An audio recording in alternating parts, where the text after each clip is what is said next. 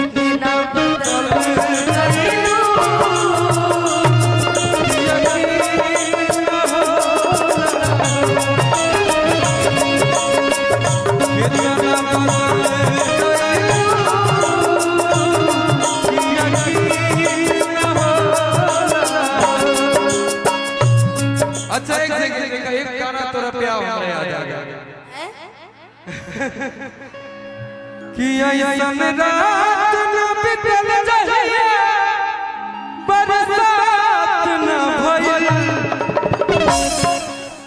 कि बहुत दिन हो गए हो तुमसे बात न भइल।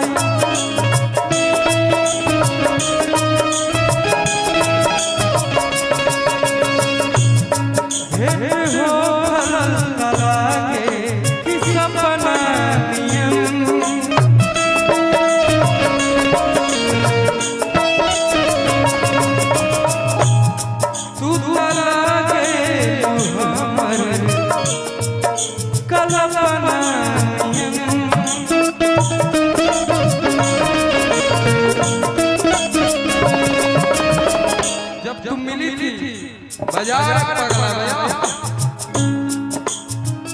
कि ऐसन रात न बितल जाए।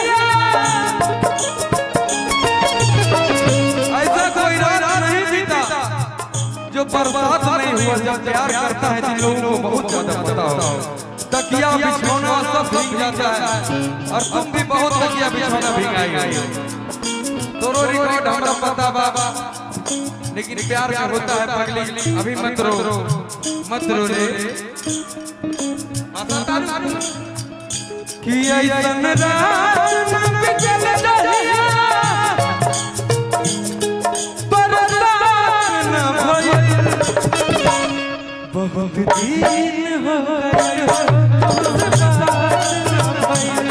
बहुत दिन हो गए हो तुमसे बात न भइल। अच्छा चलते रहे, इनके हर बात का जवाब है हमारा से प्यार कैला दूसरा से सदिया चलला ससुरा बंद दे के कर दिया। निमन झिलिया के कोके बरबदिया मेहरी के संगे चलई भगवतिया। की के हुआ हरानियन पे वफा सनम नाई के। की के हुआ हरानियन पे वफा अरे सनम नाई के। अरे तो अब जाए दो कोनो बात नहीं की। अब बाकी जा तहरा गईला गम नाई के। दिले बड़ा सुखवा गम नाई के।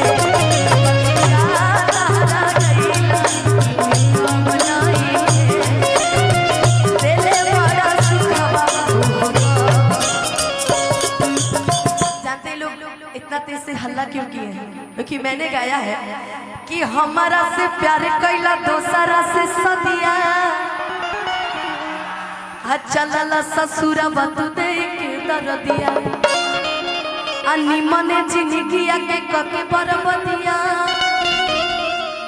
मेहरी के संगे चलई बघवधिया हमर भौजाई लगी कि केहू तहरानियन बेवफा अरे सलाम नाई के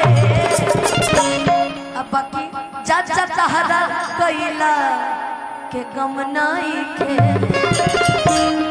आ दिले बड़ा सुखवा गम नाई के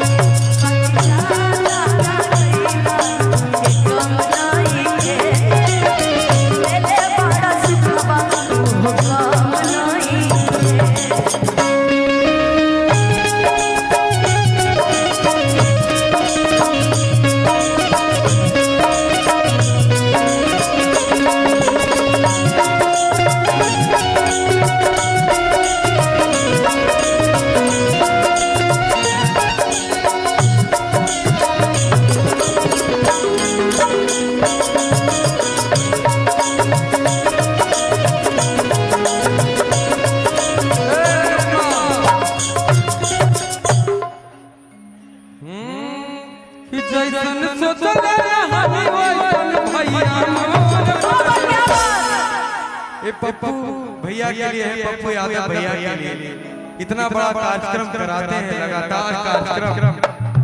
मुझे नहीं लगता कि बिहार में इतना कार्यक्रम एक साथ होता होगा इतने दिनों तक। एक बार जोरदार ताली पप्पू भैया के लिए बजाओ हो भैया। और ये ऐसे इंसान हैं जो अकेले हम सभी के लिए खड़े रहते हैं, एकदम हमेशा खड़े रहते हैं। और गरीबों के बीच में पानी आवे, बाढ़ आवे, तूफान आवे, पप्पू यादव हमेशा रहते हैं भैया। लगता ही नहीं उनको एनर्जी कहाँ से मिलता है, तो कहते हैं भगवान उनको एकदम लंबी उम्र दे, कैसे ही काम करते रहे। भैया जब हम सब दूर होकर के हम लोग का वो इतना ख्याल रखते हैं तो ये सब तो घर के हैं। अरे एकदम एक बार जोरदार ताली बजा दीजिए पप्पू भैया जी के लिए। कि जैसन सोचल रही वैसन भैया नेता बेजोड़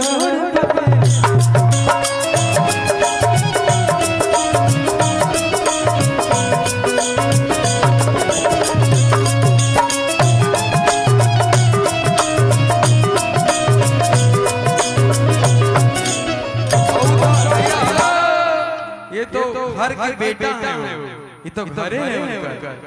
कि जैसन सोचल रही कि जैसन सोचल रही वैसन भैया आ बेटा बेजोड़